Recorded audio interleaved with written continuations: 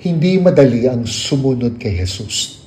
Sabi niya, ang ayaw magpasan ng sarili niyang krus at sumunod sa akin ay hindi maaaring maging alagad ko. Luke 14 verse 27. Totoo, isa tong biyaya, mahal, mahirap, pero puno ng pag-ibig.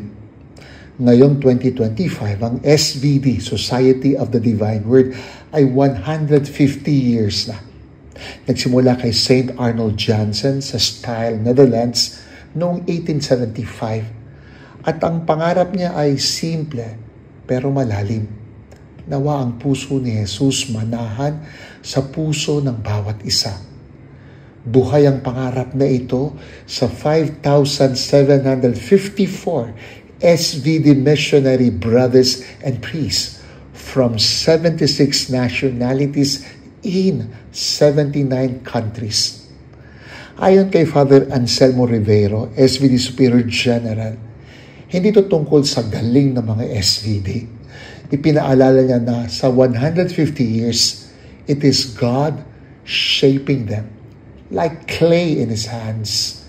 Ginawa niya silang mga misyonero na nagtayo ng tolda kung saan hindi kilala ang Ebanghelyo.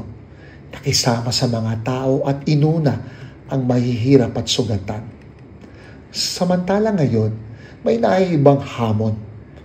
Mundo na minsan wala ng interes sa pananampalataya, mga communities na iba't iba ang kultura at wika, mga maralita, migrante, at mga naghahanap ng purpose sa buhay, o digital spaces kung saan naroon ang mga kabataan at sugatang daigdig na humihingi ng pangangalaga.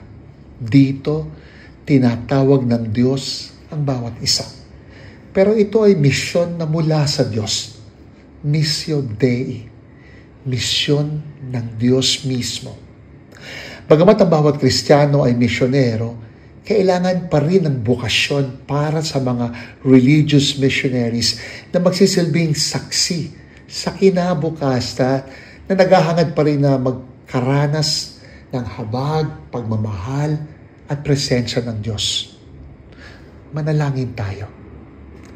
Panginoon, nawa ang puso mo ay manahan sa puso ko upang ako ay gamitin mong saksi sa ilaw na nagmumula sa iyo.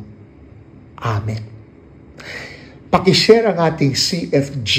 Check the website ng Arnold Jansen Catholic Mission Foundation at suportahan sa pagpapaaral sa mga dropouts through ALS. Tandaan, tibayin mo ang iyong loob, pinagdarasal kita.